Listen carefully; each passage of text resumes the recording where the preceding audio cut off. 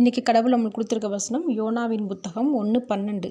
அதற்கு அவன், நீங்கள் என்னை எடுத்து சமுத்திரத்திலே போட்டு விடுங்கள், அப்பொழுது சமுத்திரம் உங்களுக்கு அமர்ந்திருக்கும்.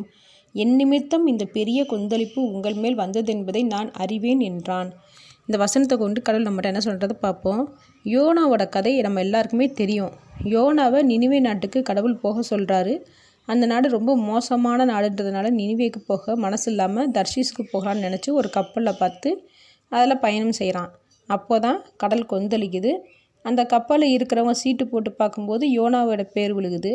அப்போ தான் யோனா சொல்கிறான், என்னை தூக்கி கடலில் போடுங்க, அப்போ சமுத்திரம் அமைதியாக இருக்கும் அப்படின்றது எனக்கு தெரியும்னு சொல்கிறான். இவ்வளவும் கடவுள் செய்கிறாருன்னு தெரிஞ்சிருக்கிற யோனா கடவுள் சொன்னபடியே நினிவேக்கு போயிருக்கலாம்ல. அப்போ கூட தூக்கி கடலை போடுங்கன்னு சொல்கிறானே தவிர நினிவேக்கு போகணும்னு அவன் வாயிலிருந்து ஒரு வார்த்தை கூட வரல. கடவுள் யோனாவை சாக சொல்லவே இல்லை, நினிவேக்கு போக தான் சொன்னார். நினிவேக்கு போனால் உயிர் போயிருமோன்னு பயந்து தான் தர்ஷீஸ்க்கு போக ரெடி ஆனான். இப்போ என்னன்னா அதே உயிரை விட ரெடி ஆகிட்டான். நாமளும் இப்படி தான் பல தடவை செயல்படுறோம். கடவுள் நம்மளை பாதுகாத்து நல்ல வழியில் நடத்தி நம்மளை நீண்ட ஆயுளோட ஆசீர்வாதமாக வாழ வைக்கணும்னு நினச்சி ஒரு காரியத்தை செய்ய சொன்னால் நம்ம கடவுளை பார்க்காம அவர் சொன்ன காரியத்தை நினச்சி பயப்படுறோம். அப்போது கடவுளுக்கு கோபம் வரதான் செய்யும்.